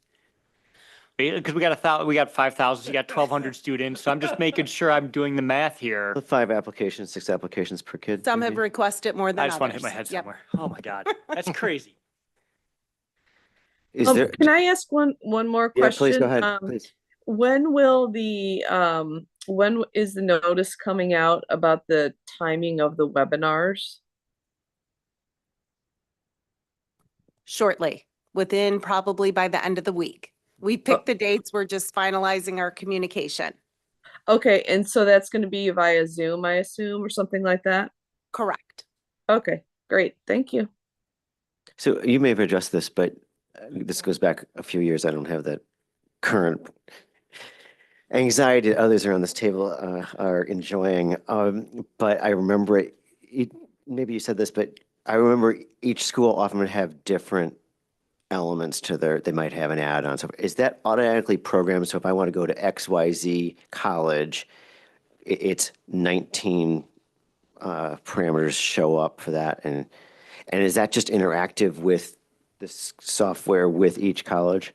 And this is generally used by colleges and universities, so they just feed this in.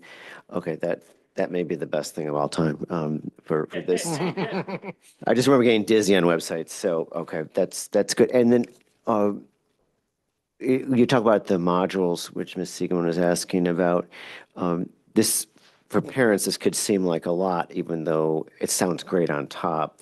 How are you going to educate them? Is it through these webinars, I'm not sure you call them, or are they getting communications now? How is that being done so they don't get overwhelmed? Yeah, so there's multiple threads. As you see on that graphic, we're really focused this year. Dr. Cummings and myself have said success is 1 and 2. So we're rolling those out as thoughtfully as possible. So we've threaded the communication as part of our normal processes and then adding on top of it these webinars. And then as you saw, the class of 2029 in particular, a very detailed structured approach for them. So we continue to thread it inside of all of our communications, but also on top of that, I think the webinars will become instrumental in the success of, in particular, number 2. Got it. All right. And you've got this time. I know you have the timeline with the modules at the bottom. And is total completion by August of 2025? Correct. I think what's important is those are the beginning of the implementation of those, not the end date. So if you look at, in particular, number 4 up there, the work-based learning, we will be at a point where we will have our vision. We have the strategic plan that aligns directly with that, and we will set our internal operational process for that vision so that we can begin the launch in March. That will take us up to 3 years, to be quite honest, to get that fully up to speed. Yeah, just to encourage the obvious that this sounds great from a parental perspective, but just keep doing it step by step. The spoon feeding process is really important because it can get overwhelming quickly when they've got another 200 emails to go through that day and they're exhausted and it's 9:30 at night and they're now reading this, which is, it's wonderful news, yes, but it's good. So thank you for that. And then we're going to be getting further updates or further presentations? Ever heard something? Yeah, our plan for this is to give periodic updates to this implementation all along the way, both so that the board is aware and prepared to ask questions you may get in the community, but more importantly, to make sure our community has a heads up on what's coming down the pipeline for them. Terrific. Again, I want to thank the Laura and Ryan and Nina for the work on this particular project. Please know that there's a whole army behind them that have worked really, really hard to make all this come together. A lot of people had to go through a lot of training to be brought up to speed on this. And I think you can see everyone's excitement on how this is going and the possibilities that it has, but it takes all that hard work to make it come to fruition. I'm grateful for the team's contributions.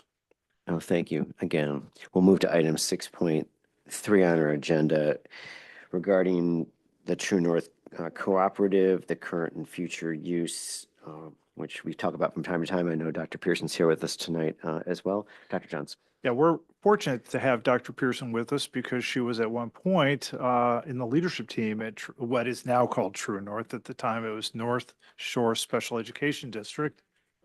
Dang it.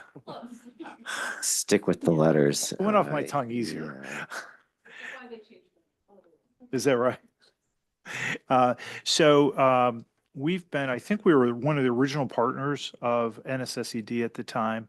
There was some enabling legislation back in the 60s that allowed school districts to pool their resources together in cooperatives to provide special education services, to manage costs and to manage resources, knowing that maybe any one school district didn't have all the resources necessary to educate certain specific types of needs. But when you pool the schools together, you might have the body of knowledge, resources, and the talent base needed in order to cover all those specific needs.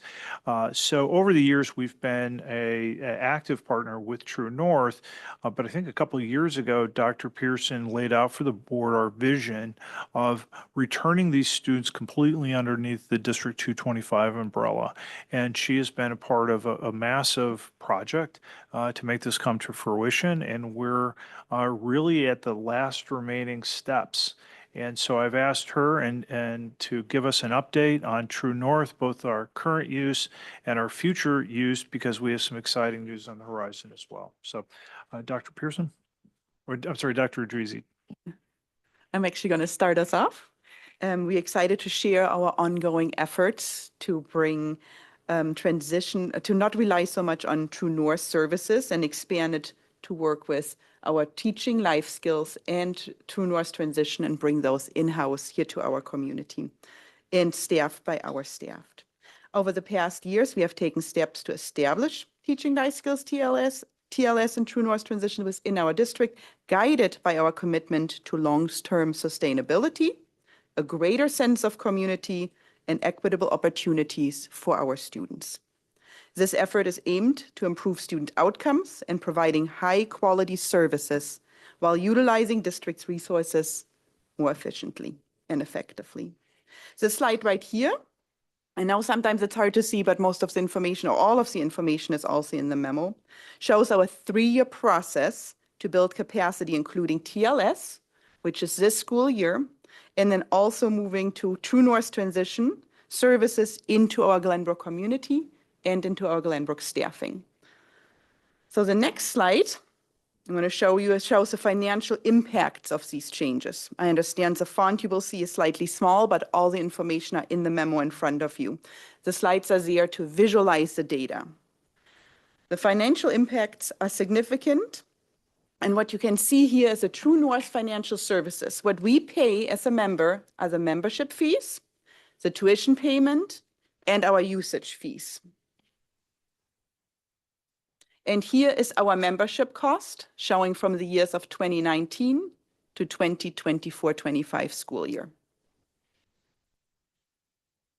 On the next slide, you will see our usage fees and tuition payments.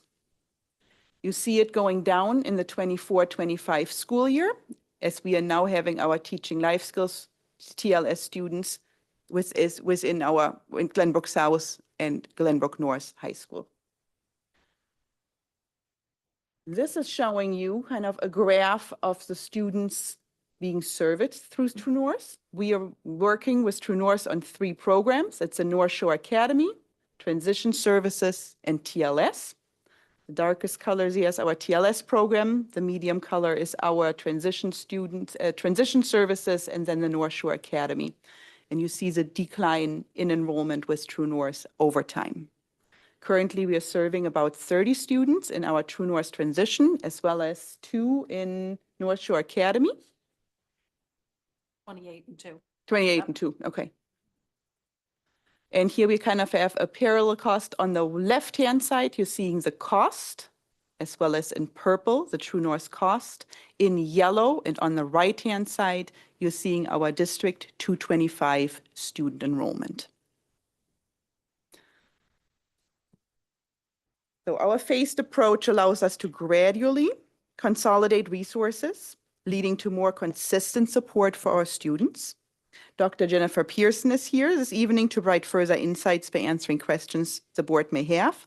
Additionally, we also have Ms. Stacy Wolf, our Assistant Director of Transition Services, here as a resource. She sits in the audience, is happily waving back there. Thank you, Stacy. This memo is for informational purposes only. So if you have any questions, we're here to answer them. So thank you. So it's a lot of work to, I call it repatriating, but to bring one program back underneath the umbrella of our district, because when you have different organizations, you have different cultures, different ways of doing business. And we've taken a step-by-step approach. It's required a lot of work and a lot of attention to detail and a lot of conversations. But we're at that point where we have our final program to bring within our umbrella. And it, like I said, it's been a great deal of work, and we've been really fortunate to have Dr. Pearson, who has just incredible wealth of knowledge and experience, particularly. Not only does she understand the programs, but she understands these students really, really well. And I think that's part of the success that we've had. And so we're at the point in which we can bring all of our programs in-house next year, which is a big, big milestone. And that was the forecast she put together for us. So we're right on the verge of that for next year. Any questions? So are we looking at no use of True North services beginning in the fall of 25? So I think they're nominal. We had put that into the memo that there are nominal services. There are some areas such as vision services that we have a very small group of students who access those services. And so the question is, how do we want to address those services? Do we want to continue to partnership with True North regarding those services or look at that? But it wouldn't be a full equivalency of staff. And so we'd have to consider our options with that. But overall, in terms of North Shore Academy, you've seen our enrollment, that's within the memo. We typically have anywhere from 1 to 5 students who access North Shore Academy because we have Glenbrook off campus, our own therapeutic day school that serves a lot of students who in elementary may have been at North Shore Academy, and when they come to high school, we have the ability to serve them and create great opportunities and collaboration between Glenbrook off campus, GBN, and GBS. So we did that with North Shore Academy years ago, well before I was here in the district. TLS has been in our district since 1990. Those students have been at our schools at GBN and GBS, but they haven't been under our leadership and direction to be able to provide the types of continuums of supports and services that we're now able to do as we have our own staffing and supports around that and have the ability to do so. So I anticipate that we'll be able to serve students fully that are currently in TLS rather than utilizing True North. And then in terms of transition, that is the last program that we utilize. The rest are for elementary schools. And so we do anticipate bringing that program into our community. Those students are currently in Highland Park. So bringing them back to Glenview and accessing their home community for our strategic plan around employment, post-secondary outcomes, and really working towards those areas. Similarly, in terms of services, occupational therapy, physical therapy, that was all part of the staffing plan that we brought to you this past year. There are just a couple of nominal services, like I mentioned, vision services, that we'll review and consider what that partnership looks like. In terms of overall cost, And I know I'm using a big number with lots of components. It's not easy to calculate. And it can vary because we suddenly will take services if a student suddenly has needs. But putting aside those variables to normalize this somehow. And I recall that we were not making these moves necessarily to save money. We were doing them because we thought we could provide our own programs, and this reasons to have things in-house under our own supervision and control. Do we have a sense of overall costing over, I'll project say 5 or 10 years, I'll just use that randomly, of whether we're going to be roughly even on expense, and I know much of it's reimbursed, or whether it's going to be going down, going up? Do you have any sense at sort of a gross level? So a couple pieces, and maybe Dr. Gravel can also respond to this, because I know he and I have been working through the financials of the study, and where we started and where the financials are now are very different. So I'm going to answer that with a general response because, as you know, from sitting on the True North board, the financial model has changed, and what they're paying in terms of salaries and benefits, for instance, for instructional assistants, has changed since we had done the original model. In the original model in 2022, though we were not looking at this as a cost savings, we were really looking at equitable, high-quality programs and services, and we're still looking to do so. One of the reasons we brought forward TLS is, one, we have the capacity as a district to serve the students and really have them feel more a part of the community and a greater sense of belonging. But we also did that because we saw a lot of changes in staff and change in stability of the people who are serving our students.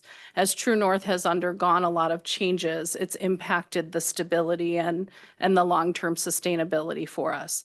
So in 2022, that was our primary guiding purpose. However, we also did see a slight cost savings once we had our startup costs in terms of building and facilities and equipment and materials and all of those different pieces. So I anticipate we'll continue to do so. However, True North has adjusted, for instance, their membership model. That model continues to go up.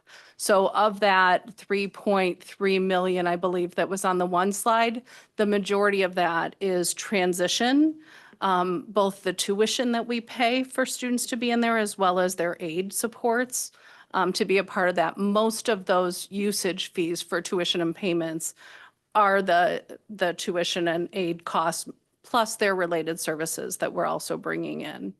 I think the piece will be the membership component. And on the non-financial side, these are among our most vulnerable, high needs students, and we obviously want to serve them as well as we can. What are we doing to work with families who often have very, very strong concerns that there is not interruption in services, interruptions with incredible relationships that get built with teachers and staff? Always important for all students, but Absolutely. particularly important often in these cases. How are we going about working with families to make sure that the transition as we in-house more is smooth and continues to support students so they can succeed? You know, a couple of pieces to that. I appreciate that question. It's really important. I always consider the families change is difficult, and it's a lot of trust. And a lot of these families previously, until the elementary districts built capacity, had been with True North from early childhood up to high school. And so there is that innate trust that's built in terms of those relationships. That's changed as our elementary districts, as you saw in one of the usage charts, has also changed. But we've had ongoing communication with our families. Through the study, we did stakeholder and focus groups. And that was really important to hear what they value, what they find important. Feedback, Stacy last year had a different role than this year. This year is we're starting to build transition capacity. She's been overseeing that. Last year, with her experience working with students with significant and complex needs, we brought her in as support to the high schools and was helping the families and students transition from the high schools, many who she knew because she had a relationship with those families and involvement with those families before. And I think the feedback from from our high school families has been really positive. They feel like they're getting the same quality of services. They're feeling connected. The staff are feeling connected. It's been really a positive experience. We knew we would have some growing pains around change of roles and responsibilities and things like that. That was anticipated as expected. And it's been really a positive experience. And I think we're seeing that what we hoped for around a sense of belonging really happening. So I'm really excited for that.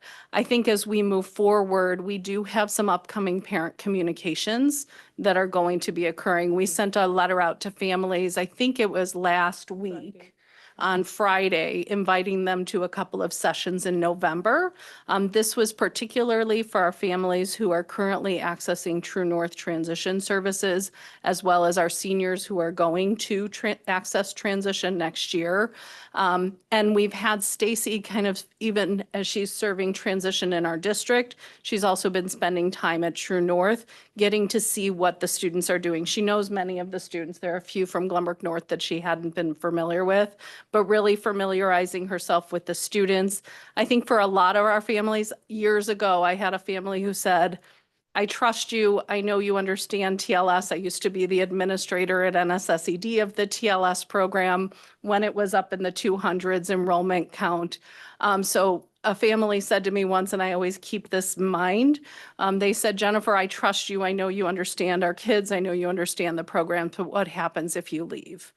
And so I think we've really worked for Stacy, and we've been in collaboration with True North. Lynn Clark has been an incredible support in terms of allowing us access to understanding the curriculum that students currently have, understanding schedules, really being able to dive in and spend time there. Because I think the families will trust us if they know we understand their kids and they understand their services, and we can create some continuity. We did have some families who were wanting us to have a greater capacity already in transition and really wanted us to make that move sooner. But we really wanted to do this phased in approach to do it right. Thank you. Thank you very much. I've been asking lots of questions. Mr. Shine, do you have any comments or questions? No, I appreciate all the hard work on this. Very complex to run through a transition like this. Excuse me. I would appreciate a different layout of the financials. I find this to be somewhat confusing and not comprehensive. I couldn't answer the question, how much have the district's costs changed? For better or for worse? I can't say with any specificity, well, we used to spend this, we spent X in-house, Y at True North, and in total, we spent this, and we had this many kids and this many staff. But when I look at this, I can't get to that. And I recall, perhaps incorrectly, that we were told that there actually would be a cost savings because of the model they used was based on enrollment being True North, not on actual usage. And that was one of the pieces that pushed us towards, hey, we're the biggest dog in the consortium, but our usage did not parallel our enrollment. Ergo, we're paying this, but our usage was here, and that didn't make sense. So, short story long, if we just maybe pull the financials together, in a different way that just, kind of laid it out there would be, helpful. I mean, I know we're going to do what we need to do for the students, Absolutely. but thank you. Yeah, and it's complex, I will say, and Dr. Gravel and I can certainly work on that. It's complex because there have been a lot of moving parts since we started this, even since 2022. The True North model has changed, the amount and the rates they paid instructional assistants has changed. So a variety of factors, but we can certainly work through to see how we can. True, but we know right now, for us, the cost of an aide is X. For True North, the cost of an aide is X. Yes. They're charging us all these facility things and Yeah. whatever. And maybe as part of our expenses, we've had to modify facilities. Maybe it's a one-time charge. Yeah. That kind of stuff. Just help us understand, because this is a long-term change with a lot of FTE behind it. So, thank you. Helpful. Ms. Siegman, any comments or questions? Again, thank you for all the work that you've put into this. I know, again, it's taken a lot of time and meetings and research and so forth. So thank you. I do agree with Skip. I would like to see that presented in a different manner. I guess that's all I have to say. I'd like to see it just presented a little bit differently. Thank you, Ms. Siegman. Ms. Mullenbeck? Just a couple of questions, and I'm sorry, I missed the facilities meeting today. So I'm not sure if, I saw that there's going to be a recommendation to the board on the facilities portion of this. Was that addressed at the facilities meeting? No, Just Okay. very high level. It'll future meeting. Okay. Didn't know how much I'd missed on that, so apologize for that. I think this is definitely,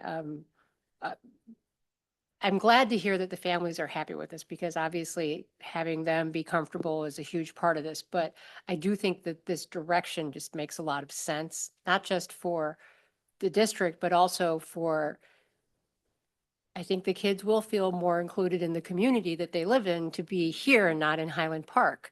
And I can't imagine that the families are going to be unhappy about having them closer to home. All of this makes a lot of sense to me.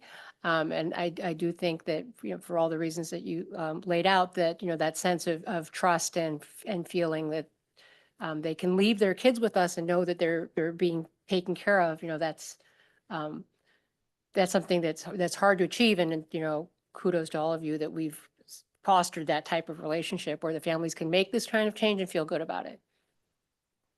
Mr. O'Hara? I too, philosophically, I love the fact that we're going to do this stuff for our kids. It feels like in the 60s, there was this thing, well, we'll just put them somewhere else. And that's just not who I think we should be. And so I do love the fact that they should be here and they'll learn. I mean, you can't be part of a community if you're not in the community. So I love where we're going with it. And I understand there might be some things that are very specialized that we need to get with other people. And I think we'll do that. I mean, that comes up when it comes up. We'll do what we got to do. And so I'm excited to see this and thank you. Thank you for your work on it. Mr. Galecki? Thank you to everyone's work on this. And I know a few that have been at regular board meetings going through this, trying to understand how the financials and everything have changed and this model's changed, which is, you need another language and a dictionary just to go through that, the way I've seen some of the notes and reports. Going That back. dictionary, by the way, is called Fred. It is. Dr. Dr. Pearson is fluent in Fred, by the way. Yeah, okay. As is Dr. Gravel, I know. Going to, I think you're referencing Appendix C on page 9 of our feeder districts and others utilizing services and stuff. And you touched on this a little bit, but if you could dive a little deeper. So we're seeing a trend with our feeder schools. They're relying less and less on the services, which then is a good indicator of who may be participating in the services with us. What do you attribute that decrease? Are they pulling more resources in themselves? Are there other resources that are becoming available outside of True North that are better serving their kids? What is your assessment? For the most part, they're pulling in the services themselves. So District 28 and 34 are two large districts. They did it a couple of years ahead of us. You see that in the enrollment changes that are there. So if you look at the two districts, and I put them in bold because those were larger districts, both from feed into GBN and GBS. So you'll see where they made that shift in that movement. There were a couple of students still within True North programs that they continued to serve in True North programs rather than have them have to make a change. But really, especially in the elementary districts, I mentioned in the high school, right? Students are in their home school, but they were being served by True North and not by us. And that creates just two different systems working together is just more complex in terms of that. They have where they might not have all of their students be able to be served. For instance, District 27 students are going to District 30, so they're not in their home communities. Okay. So the districts really do want their students in their home schools and in their home communities. And so that's part of their driving force in District 34 for a variety of different reasons. So District 27, 30, and 31 have been partnering together and sharing supports and resources. And we continue to collaborate with them and communicate with them as students matriculate up to Kind of us. as the different needs Yeah. rise, there's a way of sharing some of those resources Mhm. for that. Well, that's smart. Yeah. Historically, I know that in terms of the bylaws and things, we have I guess, possibly some financial obligations if we did step away from this and everything. When did those come into play? Because I don't believe that was with the previous rendition of True North. Actually, there are some new new lines of cost in True North that didn't exist back when Jennifer gave the presentation in 2022. In terms of equity payments, I can't think of the right word for it, but there will be some residuals for districts that withdraw from True North. And we're looking to see, those existed back, was it 6, 7 years ago, maybe longer? A couple other districts contemplated withdrawing from True North, and those are pretty sizable costs that they had to address. We know that District 34 is going through an assessment on whether or not this is a path that they want to go in, and we're eager to see what those numbers look like. We're the largest member in 225. 34 is either the second or the third largest. So that'll be very informative for us on what those dollar figures would look like when they get to that point in the process. And I understand there's some legislation possibly as well too to help kind of control some of these equity payments, for lack of a better term, and everything. Yeah, there's a couple different, one of the things that's being looked at is that there's a 2-year model for withdrawal from True North. The state law has a 1-year model for withdrawal. And then there has to be an audit and an assessment moving forward to determine what those costs might be for an individual district. This is more of a practical question. So we have about 40 families that are kind of being serviced, 30 to 40 that are being serviced. We have, let's say, one of those families, after all presentations and everything, sits down and goes, I love what you guys are doing, but I have another year of services available through this. And I think the disruption and transition would be, Yeah. Detrimental to our household and our child. Yeah. What was the district prepared to do in that case? I think we're looking to help work with those families around that. We certainly want to make sure it's a smooth transition. We do have a group of students who there's a maximum age, and you saw that in the memo, that students are eligible for special education services. Many students graduate sooner than that maximum age, but some of our students with the most significant disabilities stay till the day before their 22nd birthday or through the 22nd year, that June. So we have a large group of students that it is their last year before they age out. And so having conversations with those families to see, will it help make the bridge to be in your home community if you're looking for employment and independent living, navigating the community? Or is this something where you really are maybe already looking at what program you may enter into, whether it's community integrated living arrangements, or some of you are familiar with Misericordia or Clearbrook or other agencies. And if that's the case and that's not going to be effective and appropriate for that student, then we would talk about whether they'd continue to access True North Transition Okay. and stay. So on a case by case, but we are prepared Yes. that is still, if it's assessed. in the Absolutely. Child's well-being, that this is the best situation. That's good to know. Thank you. Okay, so you're going to keep us up to date. There's an interest as we go forward with the sort of larger cost picture. And that's just going to be informative. It doesn't necessarily direct one thing or another, but it's going to be important for us, everyone, to understand that. And obviously, the human and family side is front and center for what we're doing here, but all the work is appreciated. This is really complex stuff.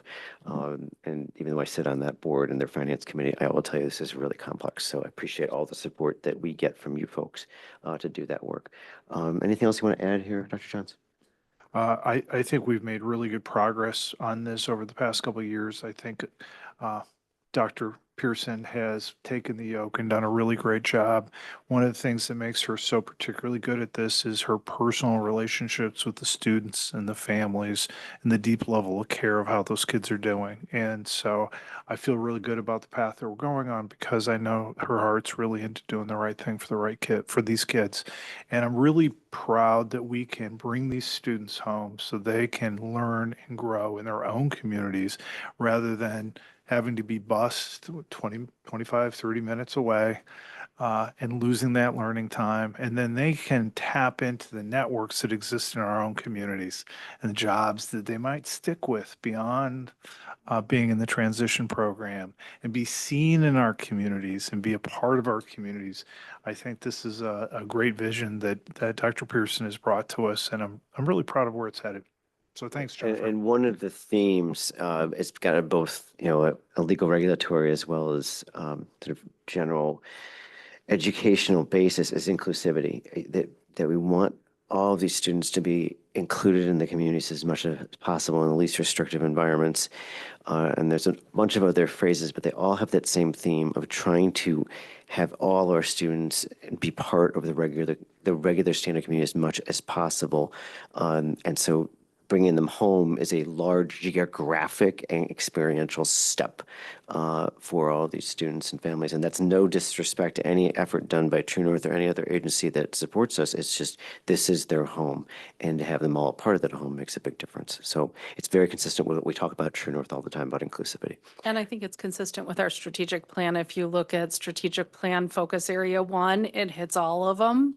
And if you look at focus area 2 around embracing diversity, including abilities, it really ties in really well with the work that we've done around the strategic plan. So I'm excited to see it reflected there too. Outstanding. Okay, thank you everyone for again. Item 6.4 on our agenda is our final regular agenda item.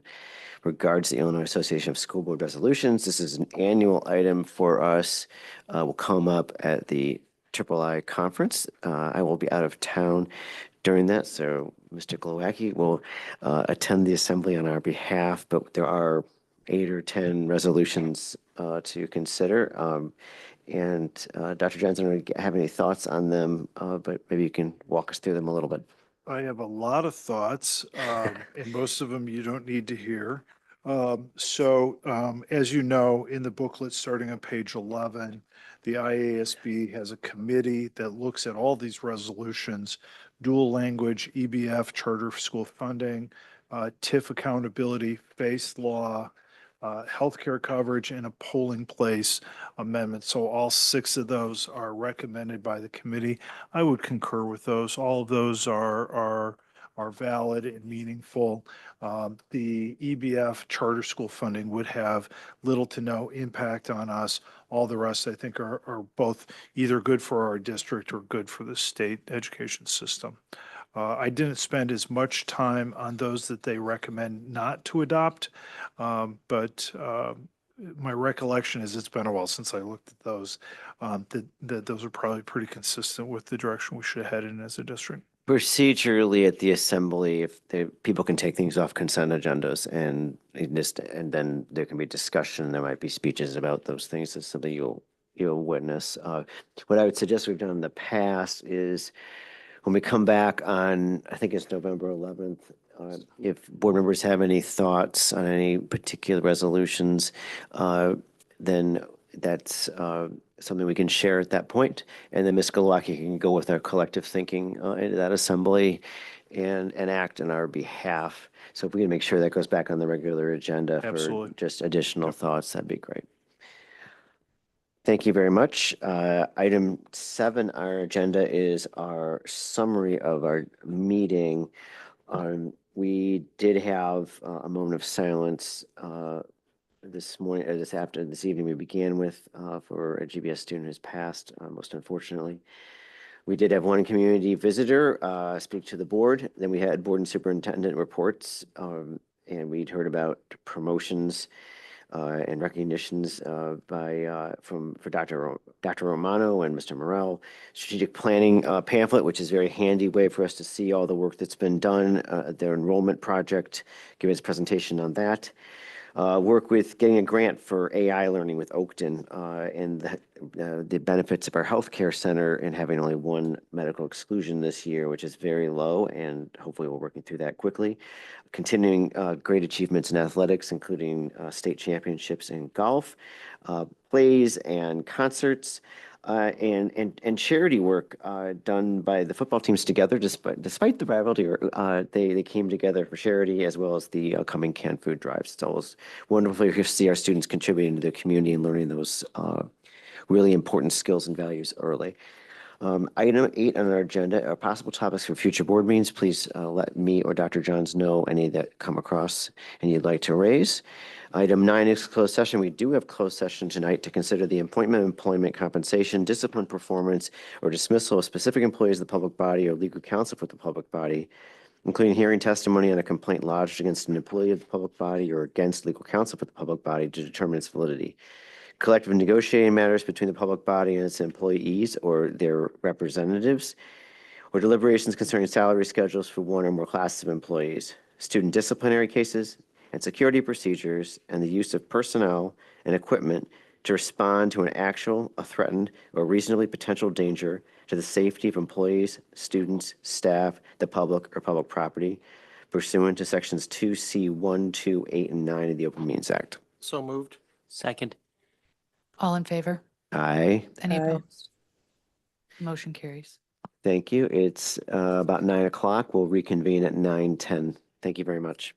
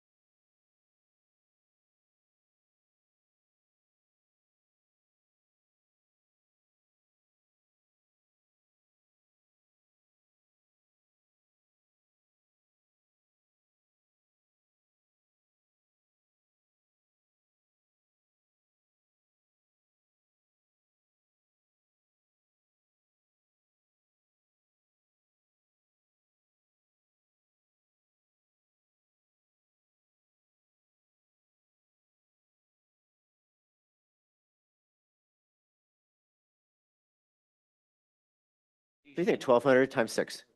Well, but All right, and we are back. Okay, we are back in open session. Item 10, possible action regarding topics discussed in closed session. There are none. Item 11, adjournment. I'll entertain a motion. So moved. Second. All in favor? Aye. Meeting's adjourned 12 o'clock.